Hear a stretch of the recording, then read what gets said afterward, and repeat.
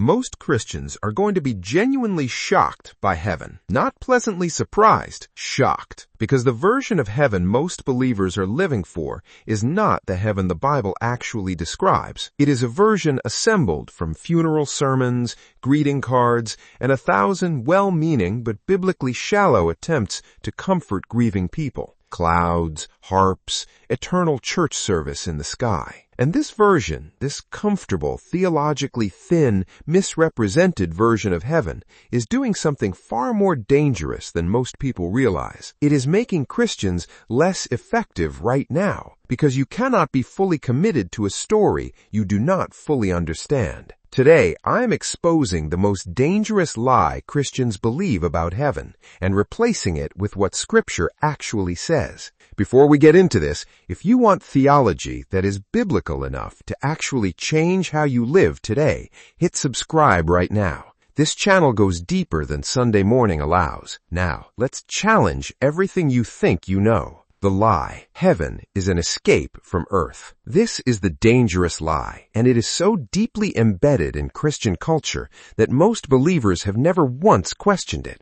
The lie sounds like this: this world is not my home. I'm just passing through. One day God will destroy all of this, and we will float away to a spiritual realm somewhere beyond the clouds and leave this broken world behind forever. It sounds biblical. It sounds comforting. It sounds like something a pastor would say at a graveside.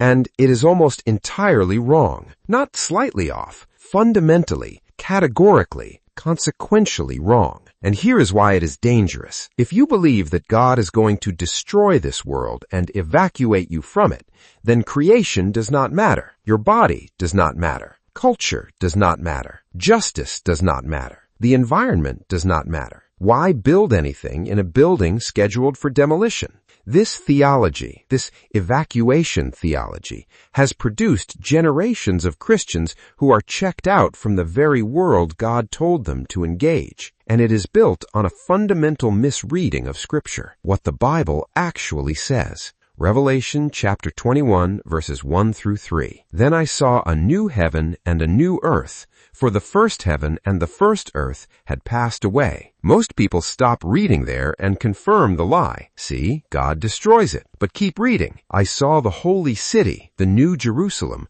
coming down out of heaven from God. Coming down, not believers going up permanently. The city coming down, heaven coming to earth. And I heard a loud voice from the throne saying, "Look, God's dwelling place is now among the people, and he will dwell with them." God's dwelling place is now among the people, not people dwelling in God's place, God coming to dwell in humanity's place. This is the direction of the entire biblical narrative, and it is the exact opposite of what most Christians believe. God is not planning an evacuation, he's planning a renovation. The Greek word in Revelation 21 for new is not neos, meaning brand new from nothing. It is kainos, meaning renewed, restored, transformed, made new from what already existed. God is not going to throw away creation, he is going to redeem it, the same way he redeems people. The resurrection body, the proof that matter matters. If you want to understand what the new creation will be like, look at the resurrection body of Jesus, because his resurrection body is the prototype for what every believer's body will become and what the new creation will look like. 1 Corinthians chapter 15, verse 20. But Christ has indeed been raised from the dead, the first fruits of those who have fallen asleep. First fruits, not the only one, the first of many. Now, look at what Jesus does after the resurrection. He eats fish. He breaks bread. He walks on a road. He has a physical body that can be touched. He is not a ghost. He is not a disembodied spirit. He is not floating on a cloud. He is physical, recognizable, present in space and time, and yet transformed. He walks through walls. He appears and disappears. He is not limited by the physics of the fallen world. This is what awaits believers. not a ghostly, disembodied existence in some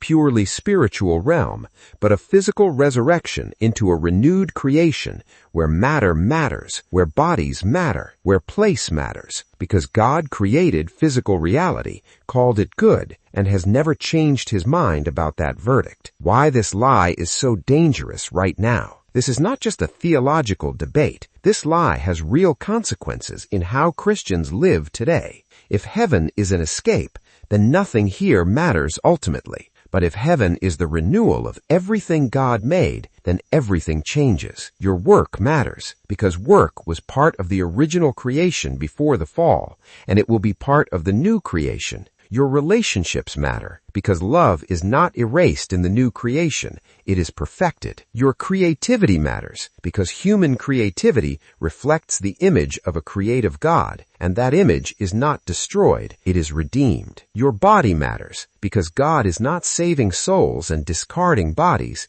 he is raising bodies the same way he raised Jesus. 1 Corinthians chapter 15, verse 58. Therefore, my dear brothers and sisters, stand firm. Let nothing move you. Always give yourselves fully to the work of the Lord, because you know that your labor in the Lord is not in vain. Not in vain. Your work in this world, done in the Lord, is not going to be burned up and forgotten. It is going to somehow, in ways we cannot fully comprehend, be carried forward into the new creation.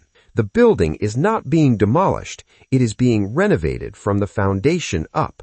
And what you build now with God, for his kingdom, matters more than the evacuation theology ever allowed you to believe. What heaven actually looks like. So what does the Bible actually paint for us? Revelation chapters 21 and 22 describe a city, not clouds, not a waiting room, a city with dimensions, with walls and gates, with a river running through it, with trees bearing fruit, with nations bringing their glory into it. Revelation chapter 21 verse 24. The nations will walk by its light, and the kings of the earth will bring their splendor into it. Nations, kings, splendor being brought in. This is not the imagery of disembodied souls floating in spiritual bliss. This is the imagery of a renewed civilization, human culture redeemed, human creativity flourishing, human community perfected under the direct presence of God himself forever. Isaiah chapter 65 verses 21 and 22, the picture of the new creation. They will build houses and dwell in them. They will plant vineyards and eat their fruit. Building, planting, working, eating. The new creation is not an eternal church service. It is the original garden restored, expanded, perfected, with God dwelling in it directly with his people forever. The lie said this world does not matter. Endure it until you escape it. The truth says this world matters so much that God is in the process of reclaiming it, and he has called you to participate in that renewal right now through how you love, how you work, how you create, how you pursue justice, how you build community, how you steward creation. Romans chapter 8 verses 19 through 21. For the creation waits in eager expectation for the children of God to be revealed, and hope that the creation itself will be liberated from its bondage to decay and brought into the freedom and glory of the children of God. Creation is waiting for you, not waiting for you to leave,